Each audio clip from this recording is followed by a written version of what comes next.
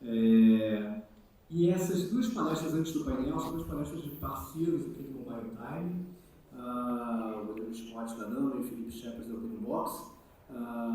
A primeira palestra vai ser do Rodrigo Scott, CEO da Nama, ele vai falar sobre IA generativa aplicada à busca inteligente. Peço então, pode vir aqui, Rodrigo, peço uma salva de palmas para ele.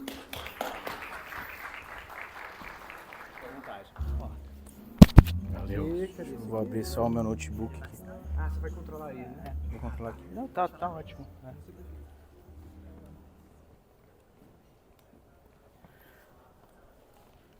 Tá funcionando? Não? Boa tarde, pessoal. Prazer estar aqui no Superbots, principalmente no momento muito peculiar de todo o mercado que trabalha com bots, assistentes, processamento de linguagem natural. E eu vou falar um pouquinho do nosso escopo de trabalho, um pouquinho de como que a gente evoluiu desde 2014, quando a Nama começou, mostrar um pouco do nosso trabalho e principalmente de uma nova fronteira que pode ajudar bastante vocês a trabalhar com Large Language Models, trabalhar com modelos como GPT, Palm, e como a gente conseguir fazer isso usando o que é mais importante, que são os dados dos seus clientes. Só um pouquinho. Aí.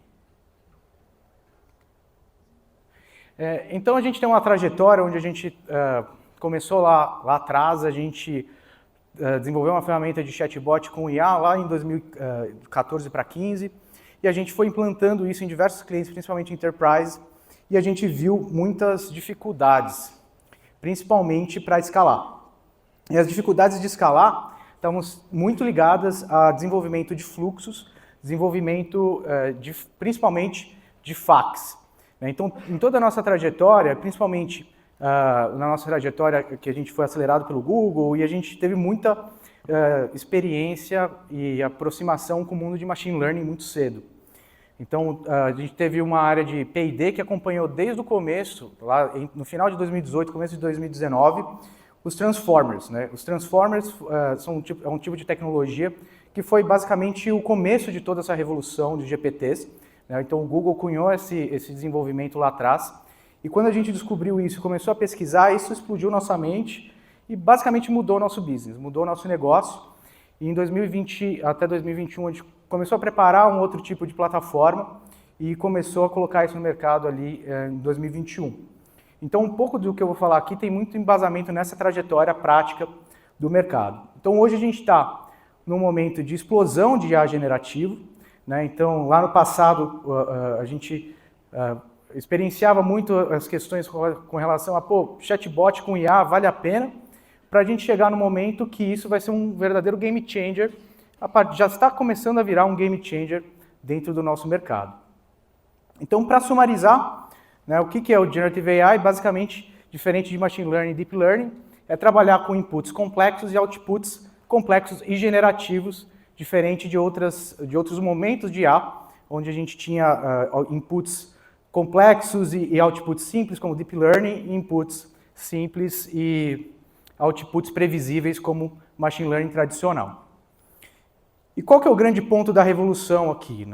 Esses modelos, Large Language Models, têm um conceito que são os modelos fundacionais, que eles podem ser aplicados, no caso que eu vou falar aqui, é muito relacionado com linguagem. Eles têm imagem, tem vídeo e tem outros tipos de aplicação.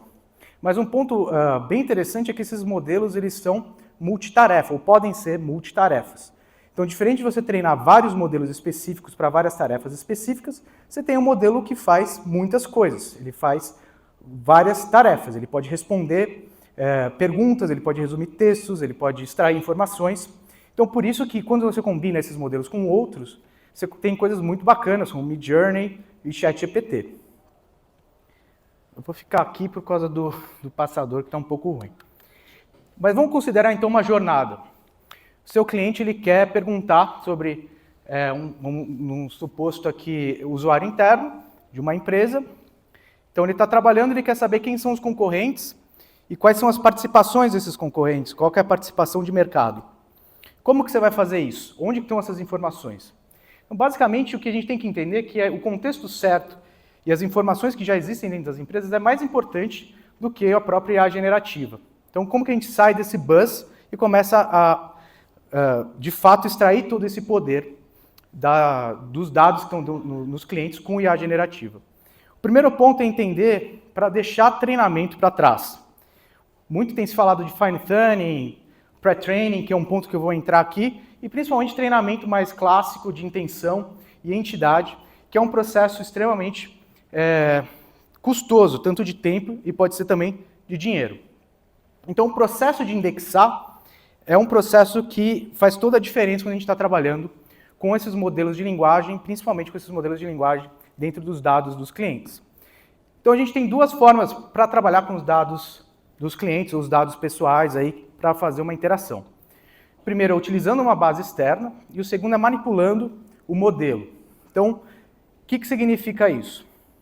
Aqui é um guia que tem algumas das possibilidades de você fazer isso. Vamos começar pelo treinamento. Treinar com foco em Large Language Models. Quando se fala em pre-training, é um modelo base. É aquele modelo que vai trazer, por exemplo, a compreensão da língua portuguesa, compreensão do inglês ou compreensão de multilínguas. Aqui, provavelmente, você nunca vai trabalhar ou não vai querer trabalhar tão cedo, né? Porque você já tem hoje muitos modelos base que já são muito bons em fazer essa tarefa. A não ser que você queira treinar aí para alguma língua não conhecida ou algum vocabulário muito específico que você tenha muito dado para fazer isso. Já o Fine Tuning, você pega um modelo pré-treinado e especializa esse cara para fazer alguma tarefa específica. Então, por exemplo, eu quero especializar um modelo para ele entender código específico de computador ou fazer alguma função específica dentro de um domínio específico. Eu posso fazer isso dentro dos meus dados da minha empresa para um atendimento, para criar uma interação? Pode. E pode funcionar muito bem. Mas, ao mesmo tempo, você vai ter um custo elevado e você vai ter que ir atrás de muitos dados que são dados que são relevantes, que são representativos daquilo que você quer resolver. O que você tem aqui de problema? Se você fizer isso com um dado da sua empresa, e se esse dado ele for atualizado, você vai perder esse treinamento. Você vai precisar treinar de novo e você vai precisar investir tempo e esforço, principalmente computacional, em retreinar esse modelo. Beleza. O que é a inferência? Prompts, basicamente. Você conseguir fazer interação ali com o modelo via o System Prompt, por exemplo, do ChatGPT, ou dando as informações do input do usuário.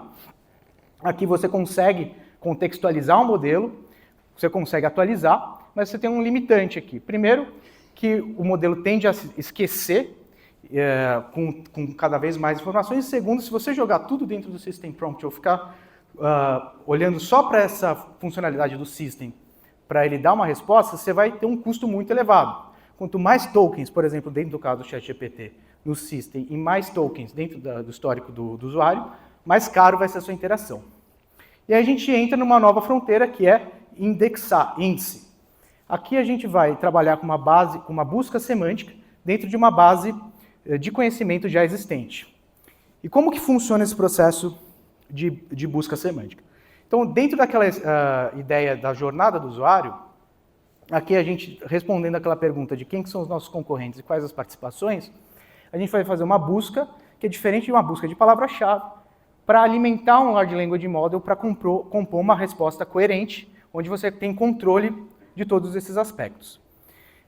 Qual que é essa diferença de uma palavra-chave para a busca semântica? Quando a gente está falando de palavra-chave, nesse exemplo, fui até o banco depositar o dinheiro e sentei no banco do parque para ler um livro, palavra-chave ele vai pegar essas palavras e vai buscar por similaridade entre as palavras. Já uma busca semântica moderna, a gente está falando de transformar isso em vetor matemático e colocar isso dentro de uma matriz multidimensional. Então, a gente vai estar trabalhando aqui com matrizes aí de mais de 700 dimensões, por exemplo, para conseguir cruzar todas essas informações e ter uma aproximação desses símbolos, desses significados dentro dessa matriz. Então, eu sei que um livro está próximo de parque, que está próximo de piquenique, que está próximo de romance, por exemplo, e que está longe de banco, mas que o banco está próximo de dinheiro, está próximo de depósito, está próximo do Itaú, do Nubank e outras instituições, por exemplo. Então, tudo isso é um vetor, é matemática no fim do dia. E onde que a gente entra que isso é complexo? Se a gente tem que desenvolver tanta coisa para fazer IA, a gente entende um pouco do porquê desse número. 85% dos projetos de IA customizado, IA dentro de empresas, tendem a falhar, segundo os dados aí dos últimos 2 anos, justamente porque a IA ainda, apesar de toda essa explosão, ainda tem muitas coisas complexas e muitas coisas que estão caminhando. Então, aqui na NAMA a gente tem justamente um processo de ter todos esses pipelines de processamento, de armazenamento semântico, de conectar isso com Large Language Models, justamente para oferecer uma API para desenvolvedores e empresas conseguirem utilizar sem preocupação de ter que desenvolver todo esse processo de busca semântica. Então, a gente se conecta com Large Language Models, que pode ser o GPT ou o Palm, por exemplo. A gente tem models que são fine-tunados, especializados também para fazer esse processo de retrieval da informação. Tem um ponto muito importante, conseguir fazer com que os modelos não alucinem. Se você chega direto para o modelo base e pergunta uma recomendação de produto, ele pode, por exemplo, recomendar um produto de um concorrente, se você não tem um contexto bem definido para fazer essa consulta dentro do Large Language Model. Então, aqui eu vou mostrar alguns casos práticos, né, mas basicamente a gente tem 2 formas de consumir. A gente tem a forma do produto no-code, onde é fácil você criar um modelo, jogar o seu dataset. Isso já é conectado, já é transformado em vetores e faz todo o processo de busca semântica. Você pode fazer todo esse processo por API, onde você pode criar e consumir o produto por lá. Então, esse processo não só entende diversos tipos de arquivo, por exemplo, CSV, PDFs, mas você pode fazer um processo interessante de transformar esse conteúdo para uma linguagem específica para o caso de uso. Então, transformar tanto para outros tipos de língua, quanto para tons de voz específicos. Então, pega um caso, por exemplo, de uma empresa multinacional, onde a matriz é fora do Brasil e atende todos os países da América Latina, mas o Brasil, que fala português, é o principal ponto de geração de conteúdo. Como que ele vai atender a América Latina inteira sem precisar fazer todo esse processo de transformar todos esses conteúdos e especializar caso a caso? Então, com esse tipo de tecnologia, a gente consegue jogar um conteúdo original, transformar esse conteúdo para atender todas as requisições, né? Então, não estando travado também com um Large Language Model específico, também dá bastante habilidade para aproveitar novas tecnologias, como o Palm, que é extremamente rápido, ou ter modelos hosteados, que são baseados aí, modelos que estão no Hugging Face, que podem estar dentro de uma estrutura, de uma cloud privada de um banco, por exemplo. Aqui eu não vou dar tanta ênfase também nas aplicações, porque depois vocês podem ir lá no nosso stand e conferir, até por questão de tempo, mas eu vou mostrar alguns casos práticos, né? Então, aqui é um exemplo de um caso de e-commerce, onde a gente consegue indexar aqui descrições de produtos que estão no e-commerce e fazer perguntas que são bem mais complexas do que aquelas baseadas em palavras-chave. Por exemplo, quantos BTUs eu preciso para um ar-condicionado, né, num imóvel pequeno? Ou a vantagem de uma TV de OLED. Um outro exemplo, aqui nesse caso, é onde a gente armazena todos os documentos. Então, é só você clicar no mais, jogar os documentos por aqui. Você consegue definir subjects, consegue definir a organização desse documento. E todo esse processo ele pode ser todo administrado dentro da ferramenta. Aqui é um outro exemplo, por exemplo, de suporte técnico no sistema educacional, né? Então, o usuário final ele pode falar em 110 línguas, a gente entende 110 línguas tanto para a pergunta do usuário, quanto as perguntas que estão nos datasets. Então, esse processo também é bem vantajoso, porque a gente não precisa se preocupar em fazer conteúdos específicos ou fine-tunar especificamente para uma língua. A gente tem um caso aqui depois, quem quiser conferir o processo que a gente está aí testando junto com o dataset do Mobile Time, e ele é bem interessante por conta do tamanho das notícias que tem ali no histórico do Mobile Time. Se a gente pegar todas as notícias, dá 10 milhões de tokens. Se a gente for converter isso mais ou menos para o número de palavras, dá uns 35 milhões de palavras. Imagina você trabalhar com 35 milhões de tokens no ChatGPT, no System Prompt. Impossível. E aqui você consegue jogar todos esses documentos para cá, e é instantâneo, basicamente, aí leva alguns milésimos de segundo para você ter a resposta. A gente tem o Valber da Intellway, que é um parceiro nosso, e ele está trabalhando num projeto muito bacana junto com a Souvenir.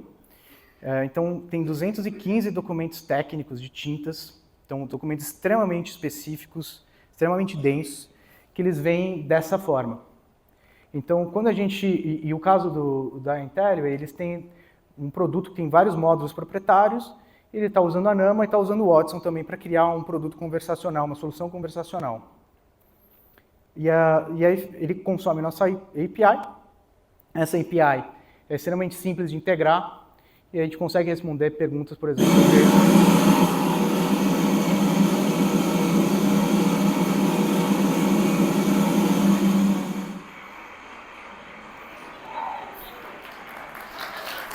Obrigado. É engraçado. Eu achei que era o tambor rufando assim, falei... Ah, entendi. Boa. Não, sem problema. Bem, então a gente tem aqui mais de 3.500 palavras nesses documentos técnicos e é super simples de integrar a API e depois o Valber pode dar um pouco mais de detalhes do processo que ele fez, né? E outra coisa bacana, a gente é totalmente white label, então ele está integrando a nossa API também para inclusão dos documentos e administração dos documentos dentro da própria ferramenta. Outro caso bacana é com o pessoal da Code7. E aqui é um caso bem interessante, porque eles têm uma ferramenta muito bacana, que é a bateria, super fácil de trabalhar. E aqui tem um processo de URA cognitiva. Então eu vou colocar um exemplo da URA trabalhando com um documento real, aqui no caso da Mastercard, dentro de uma interação em linguagem natural. Me diga em algumas palavras qual é a sua dúvida em relação aos benefícios do cartão. Estou no México, eu preciso fazer uma ligação. Tem algum local gratuito? Certo. 1 minuto que estou procurando essa informação. Sim, no México você pode ligar para o número local gratuito 001-866-315. 9843 do Mastercard Global serve-se para obter assistência 24 horas. Deseja fazer mais uma pergunta? Esse processo é bem bacana, justamente por conta do documento que vocês viram, tinha a tabelinha ali, de onde foi extraído o número do México. Então, é uma mudança realmente de paradigma. A gente sai aí de um universo onde você tinha que fazer treinamento de intenção e entidade, como eu falei no começo, onde a gente mais sofreu ali no começo da Nama, não era fazer os bots, por exemplo, do poupa-tempo, que atendia milhões de atendimentos ao mesmo tempo, transacional de agendamento, era fazer FAQ. A gente já teve situações ali que o cliente pediu um bot de 1.200 intenções e ia jogando cada vez mais exemplos, jogando mais exemplos, mais exemplos, mais exemplos. E era impossível. Chega numa hora que você chega no topo do machine learning, você não vai conseguir fazer com classificador. Aí entra os large language models, consegue resolver muitos problemas, mas ao mesmo tempo não dá para a gente ficar travado na questão de token, não dá para a gente ficar achando que a gente vai fine-tunar modelos. Isso é muito específico, é muito raro você precisar dessas situações para a maior parte dos casos de uso, principalmente em atendimento, né? Então, a gente está disponibilizando a nossa ferramenta, então a gente está saindo de um processo de validação que levou mais de 1 ano e meio com alguns parceiros e clientes. Então, a gente tem parceiros chaves como o Google, o próprio pessoal da Smart, da Portal Telemedicina também, onde a gente testou em outros casos de uso que não vem aqui a gente colocar muito por conta do contexto do evento. Mas onde eu quero chegar a gente está aí numa situação onde Large Language Models, Generative AI, são game changers. Se a gente fosse considerar isso como uma corrida, o que a gente vai pensar para estar à frente, né? Construir, entender cada um desses elementos, dessas peças-chave, construir a nossa aplicação e colocar mais esse trabalho na nossa mochila para carregar, ou usar uma solução que está pronta e disponível aí para o mercado. Então, eu não sei se a gente tem tempo para pergunta, tem? Vou disponibilizar aí algum tempo para pergunta, mas também eu aproveito para fazer o convite para vocês conferirem um pouco mais sobre a Nama no nosso stand e deixar aqui também minhas informações para contato. Obrigado. Pode sentar ali um pouquinho. Ou alguém tem alguma pergunta aqui para os pontos? Só levantar o braço. Vocês. A gente, como o Scott mencionou, a gente está desenvolvendo uma busca inteligente do site Mobile Time, no Fine Tuning ainda. Em breve a gente... É um pouco mais que Fine Tuning, que você trouxe uns desafios aí que a gente teve que voltar um pouco para a mesa ali, mas foi ótimo. Daqui a pouco sai, daqui a pouco a gente publica isso no público. Assim, para que tipo de site você imagina que vai ter mais demanda por uma busca inteligente? Tá? Estou falando de e-commerce, ou sites de conteúdo e notícias com a gente, ou o quê? Que tipo de cliente você está vislumbrando para esse produto? Quais verticais você acha que demandariam mais? É um tipo de tecnologia base horizontal, né? Então ela tem uma aplicabilidade para diversos setores, justamente por conta de você conseguir, através dela, otimizar o uso do Language Models, né? Então você não ficar travado nessa questão de custo e escalabilidade. Mas a gente vê bastante casos de automação que agora podem ser desenvolvidos de uma forma diferente, porque não daria nem para pensar em fazer isso com intenção e entidade. Então, por exemplo, documentos técnicos, como o caso da Intelliway. Na verdade, são documentos técnicos feitos ali pela indústria, mas quem consome é o pintor. Quem consome é o cara que está do outro lado da ponta. E documentos médicos também, né, documentos técnicos densos, estão em todas as partes, né, seguradoras, plano de saúde. Do Mastercard, acho que todo mundo já passou por isso ali, seja Master, Visa, enfim. Você vai pegar ali, eu quero saber o que meu seguro, se eu tenho seguro de carro, se eu vou viajar. Aí você baixa um PDF gigantesco que você fala, onde que eu vou fazer isso, né? Onde que eu vou ver isso? Então isso acaba alimentando também as áreas de negócios, né? Que o que a gente vê também de problema é as próprias áreas tendo que ter um trabalho gigantesco para redefinir o conteúdo, para fazer um treinamento, para fazer ali o processo de curadoria ou fazer um processo de construção de bot, e aí que entra a busca semântica para ajudar todo esse processo. Perfeito. Acho que tem uma pergunta. Oi, eu de novo, Marcos Sono, do Grupo República. E pelo que eu vi ali da interface de ingestão de documentos, né, da sua plataforma, eu vi ali alguns, como por exemplo, arquivos CSV, arquivos PDF, documentos em geral.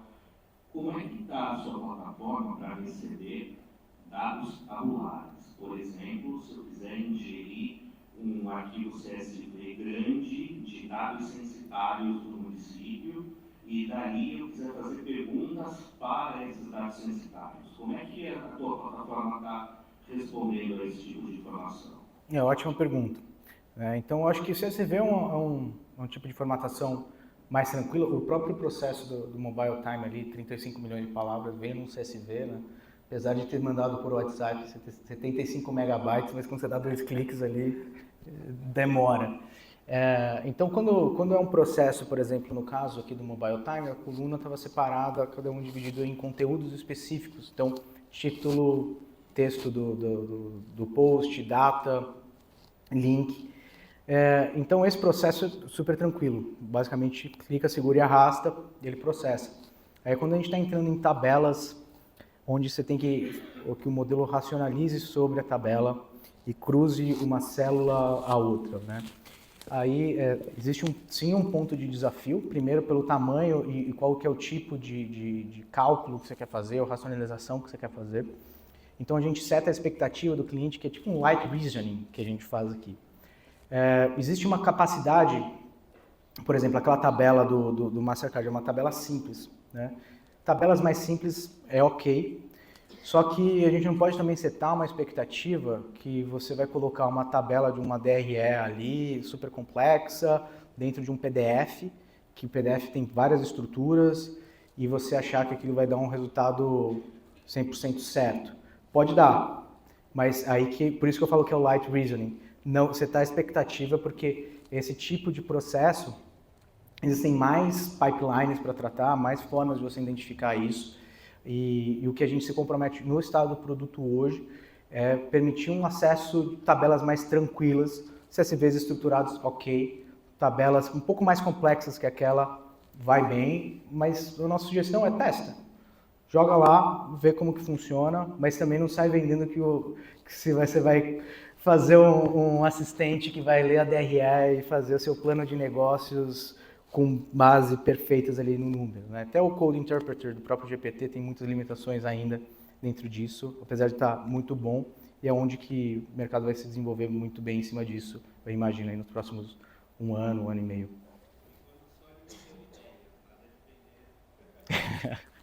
Bom, a gente vai se aqui depois. Sim, a gente está lá no nosso stand. Peço passar as palavras pode chegar. Obrigado. Obrigado, cara. Valeu por tudo. Agora eu queria convidar aqui o nosso palco outro parceiro do Mobile Time, já de longa data, é o Felipe Scherer, ele é CEO do OpenBox, desde 2014, né, realiza uma série de pesquisas a nosso pedido, pesquisas sobre comportamento de uso dos smartphones brasileiros, a gente publica 10 relatórios, 9 ou 10 relatórios